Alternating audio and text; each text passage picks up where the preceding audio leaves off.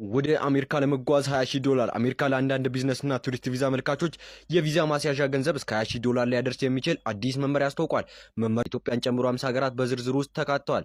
የማስያዣው መጠን ከሰሞኑ የተሰማው ብዙዎችንም በተለይ ደግሞ ወደ አሜሪካን ሀገር ማቅናት የሚፈልጉ ሰዎችን እጅግ ከባድ ፈተና ይሆንባቸዋል የተባለውን አዲሱን ሕግ በተመለከተ የተለያዩ ሀሳብ አስተያየቶች እየተሰሙ ይገኛሉ።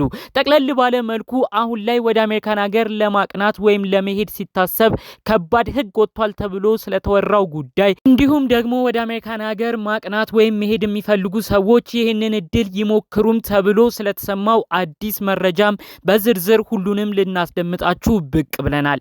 ሰላም ጤና ይስጥልን ውድ የሀገሬ ልጆች፣ በተለያዩ ዓለም ሀገራት የምትገኙ በያላችሁበት ሀገር ሰላማችሁ ይብዛልኝ።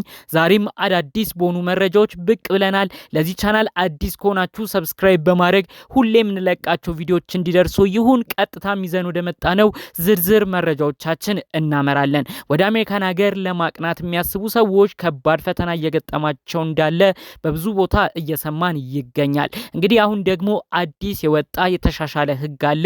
በተለይ በጉብኝት ወደ አሜሪካን ሀገር ማቅናት የሚፈልጉ በስራ ወይም በጉብኝት የቪዛ አይነት ወደ አሜሪካን ሀገር መሄድ የሚፈልጉ ሰዎች እንግዲህ በፊት ያስይዙ የነበሩት $15,000 ወደ $20,000 ከፍ እንዲል ነው የተወሰነው።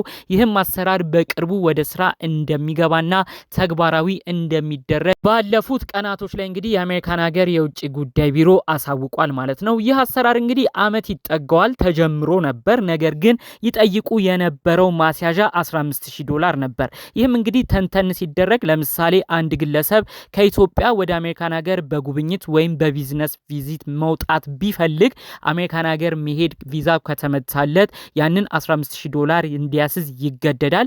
ታዲያ የ$15,000 የሚመለስለት ያ ግለሰብ የተሰጠውን የቪዛ ጊዜ ወይም ደግሞ አሜሪካን ሀገር መቆየት ያለበትን ቀናት አሜሪካን ሀገር አጠናቆ ወደ ሀገሩ ኢትዮጵያ ሲመለስ ያ ገንዘብ ይመለሳል። አለበለዚያ ያ ግለሰብ መጥፋት ቢሞክር ከተሰጠው የጊዜ ገደብ በላይ አሜሪካን ሀገር መቆየትን ፈልጎ እዛው ቢቀር የ$15,000 እንደማይመለስ ነበር ከዚህ በፊት የነበሩ አሰራሮች የሚያሳየው።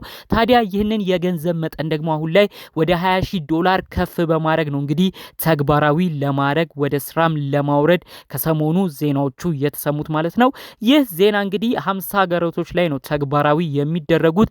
አብዛኞቹ ሀገራት ሀገራችን ኢትዮጵያም ጨምሮ አብዛኞቹ አፍሪካ ውስጥ ያሉ ሀገሮች ናቸው እንግዲህ በዚህኛው የእገዳ አይነት የተጠቃለሉት።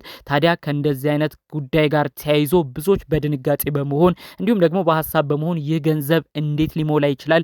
በተለይ አሁን ባለው የሀገራችን ምንዛሬ በ160 እንኳን ቢባዛ ወደ 3 ሚሊዮን ይገመታል። ይህም አዲሱ አሰራር እንግዲህ ብዙ ነገሮችን ይቀይራል ተብሎ ነው ከወዲሁ የተገመተ የሚገኘው። ያው ቅድም በሰፊው እንዳልኳችሁ ይህን ገንዘብ አንድ ሰው አስይዞ ወደ አሜሪካን ሀገር ያቀናል። ታዲያ አሜሪካን ሀገር ከተሰጠው የቀን ገደብ በላይ ካለፈ ወይም ደግሞ ኦቨር ስቴይ ካደረገ ያ ግለሰብ እንግዲህ ገንዘቡም እንደሚወረስበት ነው ተያይዞ መረጃዎቹ የተሰሙት ማለት ነው።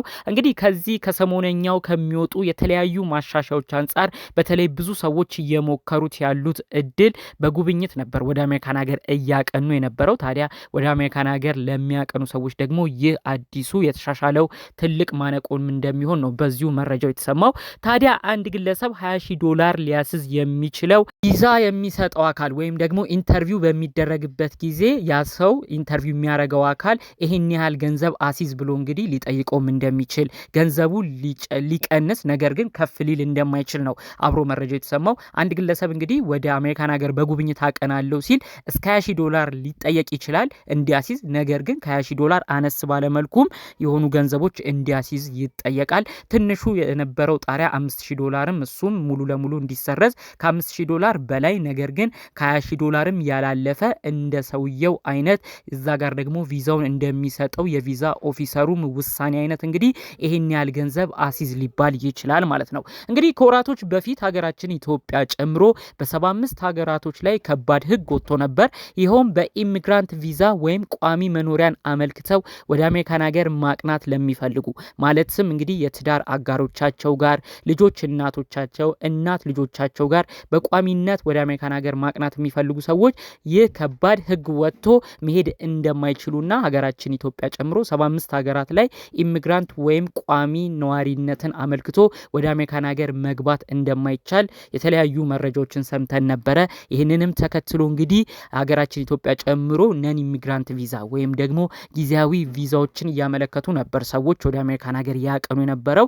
ነን ኢሚግራንት ቪዛ የሚባሉት ጊዜያዊ ቪዛ ናቸው። አንድ ሰው አሜሪካን ሀገር ገብቶ የተሰጠውን የጊዜ ገደብ አጠናቆ ወደ መጣበት ሀገር እንዲመለስ የሚያደርግ ብዙ ጊዜያቶችም እንግዲህ ነን ኢሚግራንት ቪዛ ተብሎ ይጠቀሙበት የነበረው አሰራር ነበረ። ታዲያ በዛም ነበር ብዙ ሰው ሀገራችን ኢትዮጵያ ጨምሮ ሰሞኑን ፕሮሰሶች ላይ ቪዛ ሰው እያገኘ የሚሄደው። ያው ነን ኢሚግራንት ቪዛ የምንላቸው አንድ ሰው ለትምህርት እንዲሁም ለጉብኝት ወይም ለቢዝነስ ወይም ወርክ ቪዛን አግኝቶ ወደ አሜሪካን ሀገር የሚሄድበት ነው። እንዳልኳችሁ አሜሪካን ሀገር ግን ቋሚ ሆኖ እንዲኖር የሚያስገድድ ምንም አይነት ነገር የሚሰጠው ነገር የለም። እንዲሁም ደግሞ ያ ግለሰብ ቋሚ ሆኖም አሜሪካን ሀገር እንዲኖር አይፈቀድለትም። የተሰጠው የቪዛ ጊዜ ሲያልቅ ወደ ሀገሩ እንዲመለስ የሚያደርግ ነው። ታዲያ እዚህ ህግም ላይ ነው እንግዲህ ሌላ ህግ ተጨምሮ ከበድ ያለ ነገር የተሰማው ማለት ነው። እንዳልኳችሁ በጉብኝትም ይሁን በቢዝነስ ወደ አሜሪካን ሀገር የሚያቀኑ ሰዎች እስከ $20,000 እንዲያስይዙ ያው አዲስ መመሪያ እንደወጣ ነው የተሰማው ማለት ነው። ከዚህ ጉዳዮች ጋር ተያይዞ ታዲያ ብዙዎች በተለይ የህግ አማካሪዎች አንድ የፕሮሰስ አይነት ቢሞከር ይሄ መልካም ነው ብለው እንግዲህ ብዙዎችን እየጠቆሙ ያሉት የፕሮሰስ ሂደት አለ ወደ አሜሪካን ሀገር በቶሎ ለማቅናት የሚጠቅም። በተለይ ያው ኢሚግራንት ቪዛ ቅድም እንዳልኳችሁ በቋሚ ነዋሪነት የትዳር አጋሮቻቸው ጋር ብዙዎች መሄድ አልቻሉም። አዲስ ህግ ወጥቶ እንግዲህ በኢሚግራንት ቪዛ ሀገራችን ኢትዮጵያ ጨምሮ 75 ሀገራት ወደ አሜሪካን ሀገር ማቅናት መሄድ አይችሉም።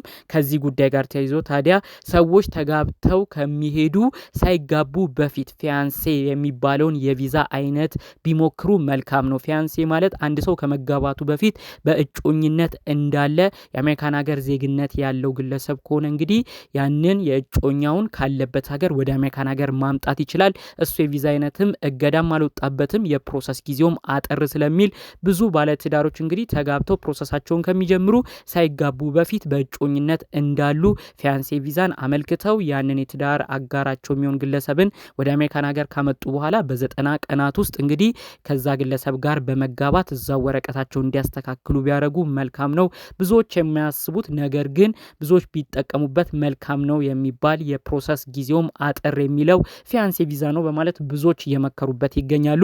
እኛም በዛሬው መረጃዎቻችን በተለያዩ ቦታዎች እንግዲህ የተለያዩ የጉዞ እገዳዎች ቢኖሩም እኛ ደግሞ እንግዲህ ያው ይሄ ጠቃሚ ነው የምንለውን የፊያንሴ ቪዛን ደግሞ ሰዎች እንዲሞክሩት በተለይ ደግሞ የትዳር አጋር የሆኑ ግለሰቦች እንግዲህ ከመጋባታቸው በፊት ፊያንሴ ቪዛን አመልክተው ያንን ትዳር አጋራቸውን አሜሪካን ሀገር ወስደው በ90 ቀን ውስጥ አግብተው ፕሮሰስ ወረቀታቸውን አስተካክለው በአሜሪካን ሀገር ፐርማነንት ቪዛ እንዲያገኙና ይህንን የፕሮሰስ አይነት እንዲጠቀሙበት ነው እንግዲህ በዚሁ ሀሳብ ምልክታችንን ጠቆም አድርገን ዛሬውን መረጃዎቻችንን ልናስደምጣችሁ ብቅ ያልነው። በቀጣይ አዳዲስ መረጃዎቻችን ብቅ እስክንል ሰላሙን ሁሉ ተመኘሁላችሁ። ሰላም።